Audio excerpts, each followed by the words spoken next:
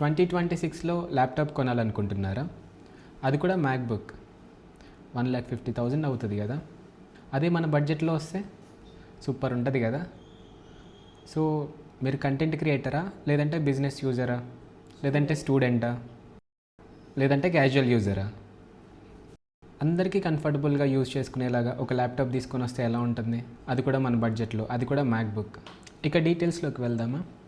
Hi friends, welcome to our channel. ఇవాళ మనం చూస్తున్నాం మ్యాక్బుక్ M2 ఎయిర్. 2026లో ఇది కొనడం వర్తా కాదా? ఇంకా టెక్నికల్ డీటెయిల్స్లోకి వెళ్తే మనకి 8 కోర్ CPU వస్తుంది, 4 performance course and 4 efficient course వస్తాయి. 10 కోర్ GPU వస్తుంది. GPU ఎందుకంటే గ్రాఫిక్స్ కోసం అని చెప్పి, గ్రాఫిక్ కార్డ్ లెక్క. అండ్ బేస్ వేరియంట్ వచ్చి 8GB ర్యామ్ అండ్ 256 స్టోరేజ్తో వస్తుంది. అండ్ మనకి బేస్ కంటే 16GB అండ్ 256 తీసుకోవడం బెటర్, ఎందుకంటే 8GB వేరియంట్లో స్లో ర్యామ్, స్లో స్టోరేజ్ ఉందని చెప్పేసి చాలా రివ్యూస్ ఉన్నాయి. సో 16తో మనం సార్ట్అవుట్ చేసుకోవచ్చు, 16GB ర్యామ్ అండ్ 256తో కూడా సార్ట్అవుట్ చేసుకోవచ్చు, ఎందుకంటే ర్యామ్తో మనకి స్టోరేజ్ మేనేజ్ అవుతుంది కాబట్టి. బట్ 8GB ర్యామ్ అండ్ 256 అయితే మనకి స్లో ఫీల్ ఉంటుంది. మనం డిస్ప్లే విషయానికి వస్తే 13.6 ఇంచెస్ లిక్విడ్ రెటినా డిస్ప్లేతో వస్తుంది. యాపిల్ వాళ్ళ డిస్ప్లేస్ అయితే ఈ కాస్ట్కి అసలు ఎవ్వరూ బీట్ చేయలేరు. చాలా క్రిస్పీగా ఉంటాయి, చాలా రేజర్ షార్ప్గా ఉంటాయి డిస్ప్లేస్ అయితే. అండ్ 500 నిట్స్ ఆఫ్ బ్రైట్నెస్తో వస్తుంది. ఇది మనకి ఇండోర్లో అయితే పర్ఫెక్ట్గా పనిచేస్తుంది, కానీ అవుట్డోర్లోకి వెళ్తే మాత్రము విజిబిలిటీ కొంచెం తక్కువ ఉంటుంది. మ్యాక్సిమం మనం ఇండోర్లోనే వర్క్ చేసుకుంటాం కాబట్టి అది సరిపోతుంది మనకు. అండ్ P3 వైట్ కలర్ సపోర్ట్తో వస్తుంది డిస్ప్లే. సో కంటెంట్ క్రియేటర్స్కి మాత్రం ఇది బెస్ట్ అని చెప్పొచ్చు. కీబోర్డ్ అండ్ ట్రాక్ ప్యాడ్ విషయానికి వస్తే చాలా స్మూత్గా ఉంటుంది మ్యాక్బుక్లో. ఏంటి అంటే జస్ట్ ఒక గ్లాస్ ప్యానల్ ఇస్తాడు, దానికి కింద టాప్టిక్ ఇంజన్స్ అనేసి ఉంటాయి. అసలు ఎంత స్మూత్గా ఉంటుంది అంటే మ్యాక్ ఓఎస్లో మనకి గెస్చర్స్ ప్రొవైడ్ చేస్తారు. ఇది ఓన్లీ హార్డ్వేర్ ఒక్కటే కాదు, హార్డ్వేర్ ప్లస్ సాఫ్ట్వేర్ కాంబినేషన్ వల్ల అసలు విండోస్ కానీ ఏ ల్యాప్టాప్ కానీ ఇంత స్మూత్ పర్ఫార్మెన్స్ అయితే మనం ఎక్కడ చూడము. అంత స్మూత్గా ఉంటుంది అనమాట ట్రాక్ ప్యాడ్ అయితే. కీబోర్డ్ విషయానికి వస్తే కీస్ 1mm ట్రావెల్ అవుతాయి. సో లాంగ్ సెషన్స్ అంటే మనము టైపింగ్ సెషన్స్, లాంగ్ సెషన్స్ చేసుకోవాలి అని అంటే చాలా కంఫర్టబుల్గా చేసుకోవచ్చు. ట్రాక్ ప్యాడ్ విషయానికి వస్తే అసలు మీరు దాన్ని డైరెక్ట్గా ఫీల్ అవుతేనే మీకు అది అర్థమవుతుంది ఏంటి అనేది. చూడంగానే అన్ని ట్రాక్ ప్యాడ్స్ లాగానే కనిపిస్తుందిలే, కానీ చాలా స్మూత్గా అంటే చాలా స్మూత్గా ఉంటుంది. రీసెంట్గా మనకి మ్యాక్బుక్ నియో వచ్చింది కదా. మ్యాక్బుక్ నియోలో ఏంటి అంటే సేమ్ ట్రాక్ ప్యాడ్ అనిపిస్తుంది, కాకపోతే వాళ్ళు ప్రొవైడ్ చేసింది ప్లాస్టిక్. సో ప్లాస్టిక్ మీకు అందులో ఫీల్ అవ్వరు, కాకపోతే మీకు డిఫరెన్స్ మాత్రం తెలుస్తుంది.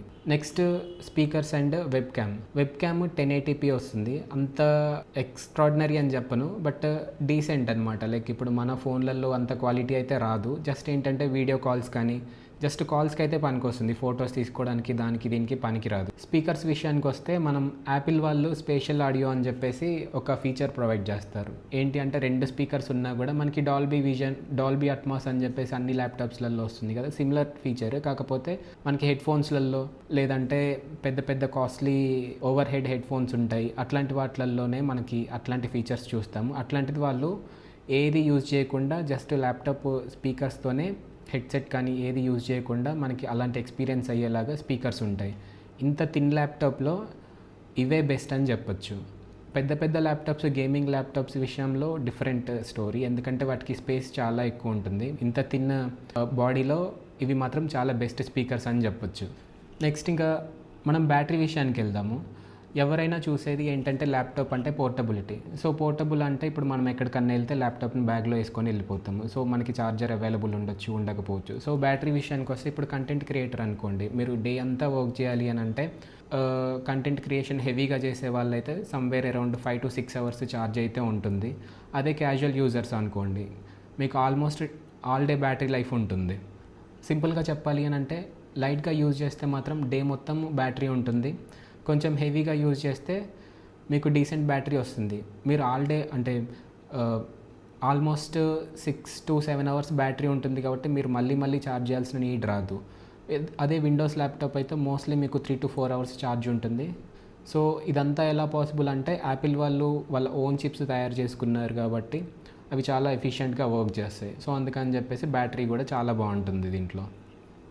రీసెంట్గా యాపిల్ వాళ్ళు macOS 27ని రిలీజ్ చేశారు కదా బీటా యూజర్స్కి. సో అప్డేట్ వస్తుందా రాదా అని చెప్పేసి మీకు డౌట్ ఉంటుంది కదా. సో ఆబ్వియస్గా వస్తుంది అప్డేట్. సో ఆబ్వియస్గా మీకు ఇంకొక డౌట్ కూడా ఉండొచ్చు, ఏంటి అంటే అసలు ఇది ఫ్యూచర్ ప్రూఫా కాదా అని చెప్పేసి. సో ఆబ్వియస్గా ఇది ఫ్యూచర్ ప్రూఫే, బట్ ఏంటి అని అంటే మరీ ఒక 6 to 7 years కాదులే, కానీ అరౌండ్ ఒక 3 to 4 years అలా వర్క్ అవుతుంది. ఇప్పుడు macOS 27లో ఏఐ ఫీచర్స్ని రిలీజ్ చేశారు. దానికంటే ముందు బేసిక్గా ఇది ఏఐ ఫీచర్స్ని సపోర్ట్ చేసిద్దా లేదా? సో మనకి మ్యాక్బుక్ M1 వచ్చినప్పటి నుంచి మనకి ఏఐ ఫీచర్స్ని సపోర్ట్ చేస్తూనే ఉంటాయి. ఎందుకు అని అంటే ఇవన్నీ యాపిల్ సిలికాన్ని బేస్ చేసుకొని తయారు చేసిన చిప్స్, వాళ్ళ own chips. So Apple silicon అన్ని M సిరీస్ చిప్స్లలో సపోర్ట్ చేస్తుంది. కాకపోతే macOS 27లో ఏంటి అంటే కంప్లీట్గా లార్జ్ లాంగ్వేజ్ మోడల్స్ని తీసుకొని వచ్చారు. ఎందుకు అని అంటే ఆన్ డివైస్లో సిరి ఏఐని ప్రాసెస్ చేయడం కోసం అని చెప్పేసి లార్జ్ లాంగ్వేజ్ మోడల్స్ని లోకల్లోనే ప్రాసెస్ చేస్తున్నారు. దీనికోసం అని చెప్పేసి చాలా CPU పవర్ అవసరం అవుతుంది. ఇలాంటి కేసులో మ్యాక్బుక్ M2 మాత్రము సపోర్ట్ తీసేశారు. సో ఇదొక్క ఫీచర్ తప్ప మిగతా అన్ని ఫీచర్స్, ఏఐ రిలేటెడ్ ఫీచర్స్ అన్నీ మనకి సపోర్ట్ చేస్తాయి దీంట్లో. మీరు నిజంగా యాపిల్ ప్రొవైడ్ చేసే ఏఐ ఫీచర్స్ అన్నీ యూజ్ చేస్తారా? లైక్ ఈమెయిల్ రైటింగ్ ఉంది, ప్లే గ్రౌండ్ ఉంది, నోటిఫికేషన్ సమ్మరీస్ ఉన్నాయి, కొన్ని ఫీచర్స్ మీరు యూజ్ చేస్తారు. బేసిక్ ఈ ఫీచర్స్ అన్నీ వస్తాయి. కాకపోతే సిరి ఏఐ లార్జ్ లాంగ్వేజ్ మోడల్స్ ఒకటి ఉంది కదా, రీసెంట్గా లాంచ్ అయ్యే ఆపరేటింగ్ సిస్టంలో వస్తుంది, అదొక్కటి మాత్రం M2 మ్యాక్బుక్స్లో రాదు. Even a M series chips అయినా M1, M2 యూజ్ చేసే ఏ డివైసెస్కైనా అవి రావు. రీసెంట్గా యాపిల్ వాళ్ళు మ్యాక్బుక్ నియోని తీసుకొని వచ్చారు. కాకపోతే అది స్టార్టింగ్ ప్రైస్ 59,900ని తీసుకొని వచ్చారు. కాకపోతే ఇప్పుడు ఈ ర్యామ్, స్టోరేజ్ కాస్ట్లు ఇంక్రీజ్ అయిపోతున్నాయి కదా, దానివల్ల యాపిల్ వాళ్ళు కూడా కాస్ట్ ఇంక్రీజ్ చేసేసి 79,900 చేసిండ్రు బేస్ వేరియంట్ని, 8GB ర్యామ్, 256 స్టోరేజ్ని. సో ఆల్మోస్ట్ అదే కాస్ట్లో మీకు M2 ఎయిర్ వచ్చేస్తుంది మ్యాక్సిమమ్. సెకండ్ థింగ్ ఏంటి అని అంటే ఇప్పుడు మనకి M సిరీస్ చిప్స్ అన్నీ ల్యాప్టాప్స్ కోసం తయారు చేసిన చిప్స్. నియోలో వచ్చిన చిప్ ఏంటంటే మొబైల్ డివైసెస్ కోసం అని చెప్పేసి తయారు చేసిన చిప్ని తీసుకొని వచ్చారు. సో మీకు నియో ఎందుకు పనికి వస్తుంది అంటే బేసిక్గా చాలా లైట్ టాస్క్లు, అంటే లైక్ జస్ట్ బ్రౌజింగ్, లేదంటే వీడియోస్ చూడడము యూట్యూబ్లో, లేదంటే నోట్ తీసుకోవడము, ఇప్పుడు మీకు ఎక్సెల్, ఇట్లాంటి చిన్న చిన్న టాస్కులకి పనికి వస్తుందిలే. కానీ ఇప్పుడు మీకు చిన్నపాటి వీడియో ఎడిట్ చేద్దామన్నా, జస్ట్ కంటెంట్ క్రియేట్ చేద్దామన్నా, లేదంటే జస్ట్ యాప్స్ డెవలప్ చేద్దామన్నా కూడా ఇది పనికిరాదు మ్యాక్బుక్ నియో అనేది. సో దానికి బదులు ఆల్మోస్ట్ అదే కాస్ట్లో మీకు M సిరీస్ చిప్ వస్తుంది కాబట్టి దాంతో కంపేర్ చేస్తే ఇది చాలా బెటర్ అనమాట. నెక్స్ట్ ఏంటంటే ఇప్పుడున్న కరెంట్ జనరేషన్ M5 మీకు లాంచ్ అయినప్పుడు 1,19,900కి అట్లా వస్తుండే. కాకపోతే ఇప్పుడు కాస్ట్లు ఇంక్రీజ్ అయిపోవడం వల్ల అది కూడా 1,49,900 సంథింగ్ అట్లా పెట్టేసిండ్రు. ఇఫ్ ఇన్ కేస్ మీరు స్టూడెంట్ అయినా కూడా ఒక 10,000 మీకు డిస్కౌంట్ ఇచ్చేసి 1,39,000 సమ్వేర్ ఎక్కడో తీసుకొని వస్తాడు. కానీ ఇప్పుడు మీకు దీన్ని కొంటే మీకు చాలా వేరియేషన్ వస్తుంది కదా, సమ్వేర్ అరౌండ్ 60,000 to 80,000 మధ్యలో మీకు డిఫరెన్స్ వస్తుంది. ఆల్మోస్ట్ ఇంకో ల్యాప్టాప్ కొనుక్కునేంత డబ్బులు, లేదంటే ఒక ఫ్లాగ్షిప్ స్మార్ట్ ఫోన్ కొనుక్కునేంత డబ్బులు మిగులుతాయి మీకు. బట్ ఇప్పుడు దాంతో దీంతో కంపారిజన్ చేస్తే మీకు పర్ఫార్మెన్స్ అని అంటే స్పీడ్ కొంచెం ఇంక్రీజ్ అవుతుంది. కాకపోతే అది చేయలేని టాస్కులు ఇది చేయలేదు అని చెప్పేసి ఏది ఉండదు. ఆల్మోస్ట్ ప్రతి టాస్క్ పర్ఫామ్ చేస్తుంది. కాకపోతే ఇప్పుడు నేను మీకు ఇంతకుముందు చెప్పాను కదా, ఏఐ రిలేటెడ్గా LLM మోడల్స్ వచ్చాయి రీసెంట్గా macOS 27లో. ఆ ఒక్క ఫీచర్ తప్ప మీకు ఆల్మోస్ట్ అన్ని ఫీచర్స్ వర్క్ అవుతాయి. కాకపోతే జస్ట్ కొంచెం స్లోగా వర్క్ అవుతాయి. ఫర్ ఎగ్జాంపుల్ ఒక 20% స్లోగా అలా వర్క్ అవుతాయి అంతే. ఫైనల్గా ఇది ఎవరి కోసము, ఎవరు కొనాలి, ఎవరు కన్సిడర్ చేయొచ్చు, ఎవరు చేయకూడదు, ఇప్పుడు మాట్లాడుకుందాం. ఇది నిజంగా వర్తా కాదా?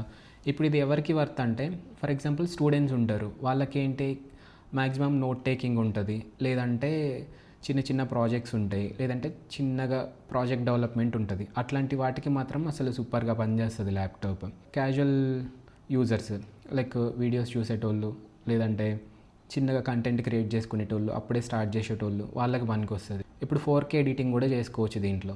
సో మీకు పెద్ద పెద్ద ఎడిట్స్ లైక్ 4K పెట్టుకొని ఒక 4-5 ఫుటేజ్లు వేసుకొని, అంటే 4-5 టైమ్ లైన్స్ వేసుకొని రన్ చేస్తే అట్లా నడవదు.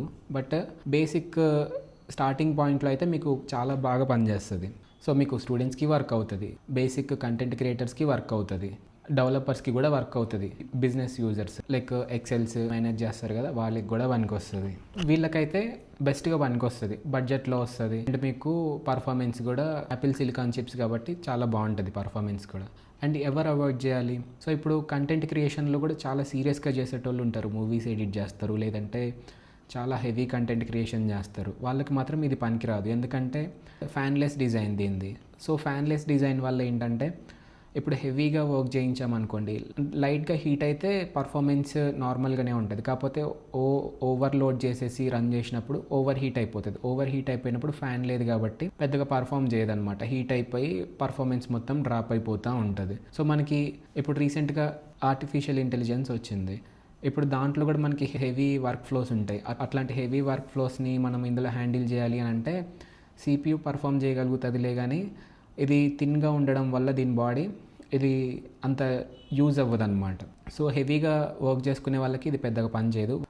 1-2 జనరేషన్స్ ఓల్డ్ చిప్స్ తీసుకుంటే అవి కూడా వస్తాయి. మనకి ఏంటి అంటే బ్రాండ్ న్యూవే కావాలి అని అంటే ఫీచర్స్ అన్నీ మనము అందరూ యూజ్ చేయరు, బట్ మాకు కావాలి అనేసి అని అనుకుంటారు. బేసిక్గా ఏంటి అంటే నేను జెన్యూన్గా చెప్తున్నా, AI ఫీచర్స్ యాపిల్ రిలీజ్ చేశాడు, కానీ అది ఇంతవరకు చాలా ఫీచర్స్ నేనైతే అస్సలు యూజ్ చేయలేదు.